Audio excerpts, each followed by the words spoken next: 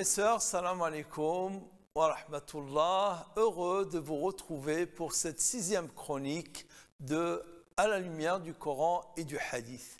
Nous arrivons donc au 6e chapitre, ce qu'on appelle la 6e partie, le 6e juz, et qui commence à la page 102 en général du Coran, avec le verset 148 de la sourate Les Femmes, et se termine par le verset 82 de la sourate, la page 121, pour un Coran arabe uniquement, et la page 82, donc verset 82 de Suratu Al-Ma'ida.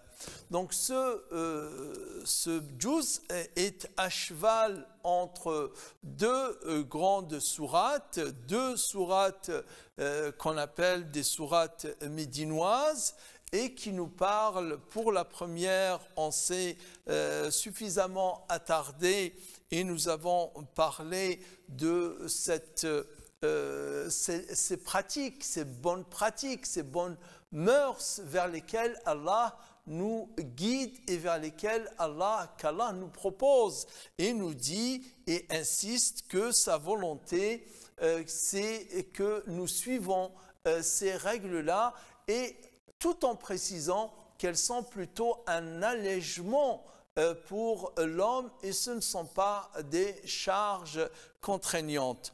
Ce juz commence par le verset « Allah n'aime pas que l'on hausse le ton avec des paroles insolentes, à moins qu'il ne soit ou à moins qu'il ne s'agisse d'une riposte à une agression. Allah entend tout et sait tout. » En général, le Coran, bien entendu, comme il est dit de façon explicite dans la sourate Fussilat, La tastawi al-hasanatu wa la sayyi'a.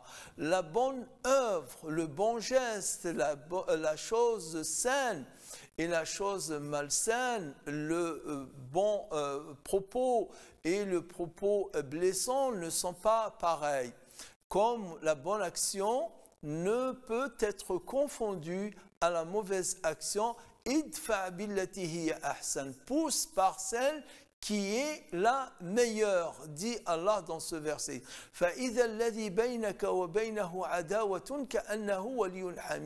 Car celui avec qui il y a une animosité, il y a une contrariété, il finira par être influencé par ton comportement positif, par ta bienveillance, par ta magnanimité, par ton pardon, si lui, il est plutôt dans une attitude contraire. Mais est-ce que tous les hommes sont capables de faire cela? Non. Allah il dit وَمَا يُلَقَّاهَا en terminant le verset إِلَّا الَّذِينَ صَبَرُوا وَمَا يُلَقَّاهَا إِلَّا ذُو حَظٍّ عَظِيمٍ. Ne peut recevoir, ne peut avoir ce comportement que ceux qui sont endurants, que ceux qui sont patients. وَمَا يُلَقَّاهَا إِلَّا ذُو حَظٍّ عَظِيمٍ. Aussi celui qui a une grande chance d'avoir ce comportement. Donc, si on veut, ce verset de Sourate An-Nisa n'incite pas à cela. Il est je dirais, d'un moindre noblesse, alors que il est plutôt dans le réalisme. Comme je le disais, tout le monde n'est pas capable d'être dans ce comportement et d'être dans ce pardon. Et c'est ainsi, Allah il dit, en général, en règle générale, la yuhibbullahu al-jahra bis-su'. Allah ne veut pas qu'on rende extérieur, qu'on dise à haute voix, que de sorte qu'elle soit audible, ce qui est une parole plutôt, je dirais, méchante, sauf quand il s'agit de quelqu'un qui défend son honneur. d'accord, illa man zulim, ou quelqu'un qui se rend justice à lui-même, pas une justice pénale bien sûr, celle-là elle est rendue par les tribunaux, mais c'est juste pour recouvrer un certain honneur qui a été bafoué, sa personnalité qui a été touchée et qui a son honneur et sa réputation qui a été entachée. Il a le droit de se défendre comme nous le dit le verset. Et Allah, bien entendu, incite d'une manière générale au pardon et incite à l'indulgence. Passons maintenant à la sourate Al-Ma'ida, la sourate qui suit. Cette sourate qu'on appelle le festin ou la table servie, elle commence par nous rappeler cette recommandation d'honorer ses engagements. Ô vous qui croyez, respectez vos engagements. Il vous est licite de consommer la chair des animaux, à l'exception de ce qui vous est énuméré. Ne vous permettez point de vous livrer à la chasse quand vous êtes en état de sacralisation. Allah vous ordonne ce qu'il veut. Nous avons deux enseignements fondamentaux dans un seul verset. Le premier, c'est par rapport à ce qui est permis et ce qui n'est pas permis dans la chair des animaux à manger. Donc Allah, il nous dit que tout en général vous est autorisé, excepté ce qui a été énuméré, excepté ce qui a été cité de façon explicite, ce qui est expressément interdit dans le Coran ou dans le hadith, il est interdit. Et ce qui n'est pas cité expressément reste sur la base, et la base c'est que c'est autorisé. Et c'est pour cette raison qu'il est dit dans le verset: il vous est licite de consommer tous les bestiaux, les animaux, excepté à l'exception de ce qui est énuméré. Cette sourate Al-Ma'ida qui contient notamment ce fameux verset Al-Yawma akmaltu lakum dinakum wa atmamtu alaykum ni'mati wa raditu lakum al-islam dina. Verset 3 de la sourate Al-Ma'ida, la table servie. Il vous est formellement interdit de consommer la chair de la bête morte, non égorgée, de consommer le sang, la viande de porc ou d'une bête immolée au nom d'une divinité autre que Allah, ou la bête qui a été étouffée ou bien qui a été frappée à mort, et celle qui meurt de la suite d'une chute ou d'un coup de corne, ou celle qu'un fauve a dévorée, à moins d'être égorgé, et enfin les animaux sacrifiés à des idoles. Il vous est interdit de consommer, il vous est interdit également de consommer, de consulter les sorts au moyen des flèches. Cela fait partie de la perversion. Toujours verset 3, et ensuite ce verset 3 se termine par cette belle phrase: aujourd'hui, les mécréants n'espèrent plus entamer votre foi, ne les craignez point, c'est moi celle que vous devez craindre. Aujourd'hui, j'ai parachevé pour vous votre religion, je vous ai comblé de mes bienfaits et j'ai agréé pour vous l'islam comme religion. Nous savons que ce verset que certains pensent ou croient être le dernier verset révélé, ce n'est pas le dernier verset révélé, c'est un verset qui a été révélé au prophète alors qu'il était à Mina lors de son dernier pèlerinage.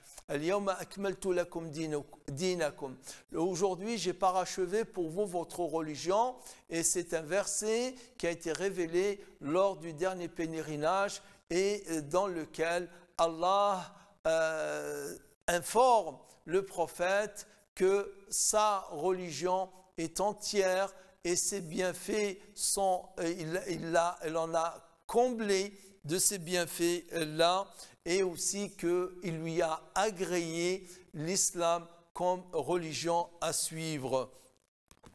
Je vous parlerai très rapidement de cette nouvelle traduction, mais on aura l'occasion d'y revenir. C'est la dernière. Autant dans l'émission précédente, je vous ai parlé d'une traduction ancienne qui date de 1926. Cette traduction que j'ai entre les mains, elle date de 2022. C'est une des dernières traductions du Coran faite en langue française et par Rachid Maash, et l'avantage c'est qu'elle a été faite par quelqu'un qui est de France et un musulman, un jeune étudiant parmi ceux qui sont nés et ont grandi en France. Nous y reviendrons bien entendu par la suite, et là, restez toujours avec moi, nous allons passer à la partie concernant le hadith. À la lumière du Coran et du hadith, bien entendu, c'est les deux lumières qui, toutes les deux, viennent d'Allah, sauf qu'une vient par le biais d'une parole, qui est la parole d'Allah, le Coran, et l'autre vient par le biais d'une personne, la personne du prophète Muhammad sallallahu alayhi wa sallam. C'est pour cette raison aussi que Dieu dit dans le Coran de façon explicite dans la sourate l'étoile, sourate An-Najm, wa ma yantiqu anil hawa. Il ne parle pas de sa passion, ou il ne parle pas comme ça dans le vent. In huwa illa wahyun yuha. C'est réellement une révélation et une inspiration qui lui est faite par le biais de l'ange Gabriel, qui lui est faite par Allah. Pour cette fois-ci, je vous ai présenté la dernière traduction du Coran parue, dernière traduction du Coran éditée. Je vous présente également le dernier livre paru sur les hadiths du prophète sallallahu alayhi wa sallam, sur la biographie du prophète Muhammad sallallahu alayhi wa sallam. Je pensais qu'il y avait l'année de deuxième édition, 2018. Le livre date du 6e siècle de l'islam, écrit par Abu Muhammad Abdul Ghani ibn Abdil Wahid al-Maqdisi. L'imam al-Maqdisi, qui est né en 541 de l'ère égirienne, et mort en 600, donc il a vécu 59 ans. Cette biographie, l'auteur lui-même l'a intitulée Mukhtasaru Siratu an-Nabi, c'est qu'on traduit par un abrégé de la vie du prophète Mohammed, mais il parle aussi de ses compagnons. Cette édition, son avantage pour les gens qui sont bilingues, c'est que vous avez l'arabe sur une page et la traduction sur une autre page, ce qui est très bien. Deuxième avantage, et c'est bien donc que les éditeurs fassent des efforts de sortir des livres, disons, où le travail a été presque porté, disons, à sa plus parfaite et la meilleure des manières de les présenter. C'est que tout est vocalisé. Abu Muhammadin Abdurrahmani ibn Awfin ibn Abdi Awfi radiyallahu anhu. Donc c'est vocalisé, notamment pour la parole du prophète, et il est intéressant de le lire.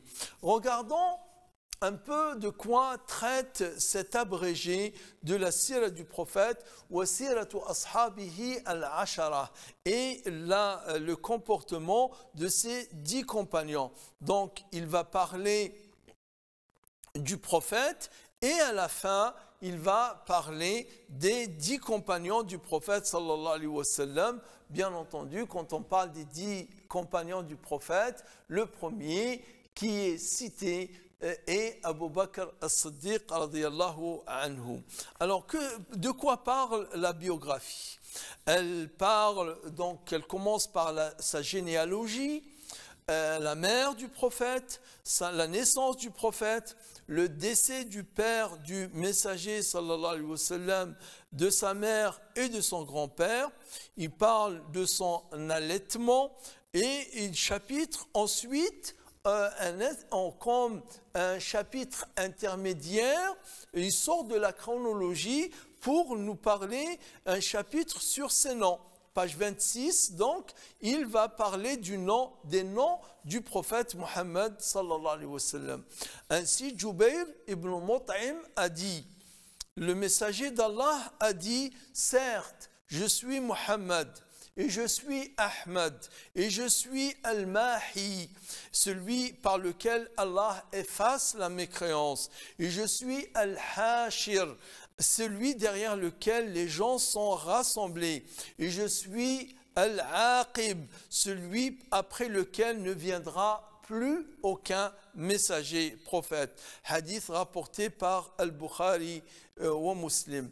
Et un autre hadith, le prophète a dit, d'après Abu Musa Abdullah ibn Qais, a dit, quant à lui, le messager d'Allah se nomma lui-même auprès de nous par des noms que nous mémorisâmes en partie. Il a dit, je suis Muhammad, je suis Ahmad, je suis Al-Muqaffi, je suis le prophète du repentir, je suis le prophète de la miséricorde.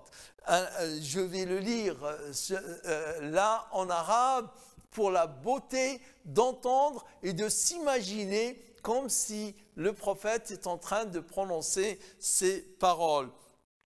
Rawa Abu Musa Abdullah ibn Qais قال سمى لنا رسول الله نفسه. Le prophète nous a présenté ses noms lui-même. Et faqal, il dit Ana Muhammad wa ana Ahmad wal Muqaffi wa nabiyyu tawbati wa nabiyyu ar-rahmati. Donc, le prophète Muhammad, sallallahu alayhi wa sallam, c'est le prophète du repentir. C'est celui qui ouvre grandes les portes du repentir et invite au repentir, le repentir du péché ou le repentir de la négligence ou le repentir d'une façon générale. Tawbah qui reste ouverte et Allah qui est celui qui accepte le repentir, puisque Allah dit dans le verset wa ana tawwabur rahim, et je suis celui qui accepte le repentir et je suis le miséricordieux. Donc le prophète, il y a ce chapitre là. Donc vous avez remarqué que c'est une biographie chronologique et ensuite il y a des parties où on sort de la chronologie pour aborder un sujet. Donc il y a ces noms, ensuite les chapitres 2 suivants, sa jeunesse à la Mecque, son voyage avec son oncle Abu Talib au Sham et son mariage avec Khadija. Ensuite vont être abordés le début de la révélation, son émigration et son décès. Voilà, à la page 38, et on revient maintenant pour aborder d'autres thématiques. Chapitre sur ses enfants.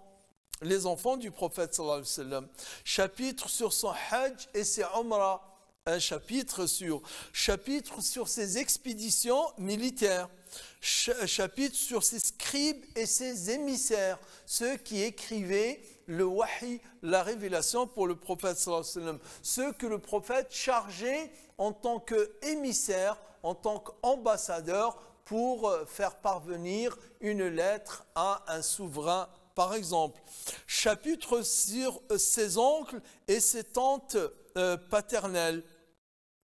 Donc, page 56, mention de ses épouses, mention de ses servants, mention de ses esclaves affranchis par le prophète sallallahu alayhi wa sallam, mention des chevaux du messager sallallahu alayhi wa sallam, page 86. Allons voir ce que dit ce chapitre 86 sur les chevaux du prophète sallallahu alayhi wa sallam. Le premier cheval qu'il possédait fut As-Saqb. As-Sakb.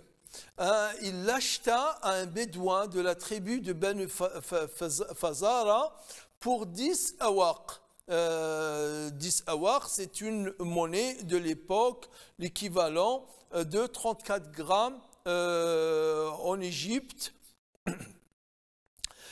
Son nom était alors Daris ou Ad-Darisu. Et avant que le prophète ne le renomme As-Saqb, il avait une tache blanche sur le front et le bas des pattes blancs, excepté la patte avant droite. Il est le premier cheval sur lequel il combattit, sallallahu alayhi wa sallam.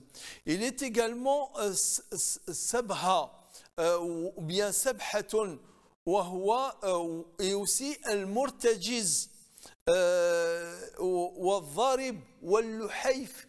Ce qui est, c'est pour cette raison, je ne vous cache pas que j'ai voulu aller dans ce chapitre. Vous remarquerez que le prophète sallallahu alayhi wa sallam donnait des noms à ses chevaux. Chaque cheval, chaque jument que le prophète sallallahu alayhi wa sallam avait, il lui donnait un nom qui lui ressemble un petit peu comment elle est physiquement. Et ça, vous me direz que c'est un comportement moderne. Aujourd'hui, il n'y a pas un homme ou une femme qui possède jeune ou moins jeune, qui possède un animal sans qu'il ne donne un nom à cet animal. Que ce soit un chat, que ce soit un autre animal, un lapin, un hamster, on donne des noms. Et ce comportement, le prophète sallallahu alayhi wa sallam l'avait déjà depuis longtemps. Bien entendu, il y a aussi al-ward, il y a d'autres animaux que le prophète sallallahu alayhi wa sallam. Le prophète sallallahu alayhi wa sallam donnait des noms aussi à des objets de la maison. À sa canne, il donnait un nom. À son épée, il donnait un nom. Et en tout cela, bien entendu, le prophète sallallahu alayhi wa sallam nous montre qu'il avait un comportement très très moderne. Enfin, cette biographie, elle est très légère à lire, tant elle aborde les sujets de façon très brève, très abrégée. Donc je vous la conseille vivement, notamment pour les bilingues ou ceux qui veulent approfondir leurs connaissances en arabe et qui sont bien, je dirais, à l'aise dans la langue française. Donc c'est avec plaisir que je vous retrouve à chaque fois pour ces chroniques, pour vous parler du Coran, d'une partie du Coran, et vous parler d'une biographie du prophète Mohammed sallallahu alayhi wa sallam. Nous apprenons beaucoup de choses, et tant mieux. Walhamdulillah, wassalamu alaikum wa rahmatullah.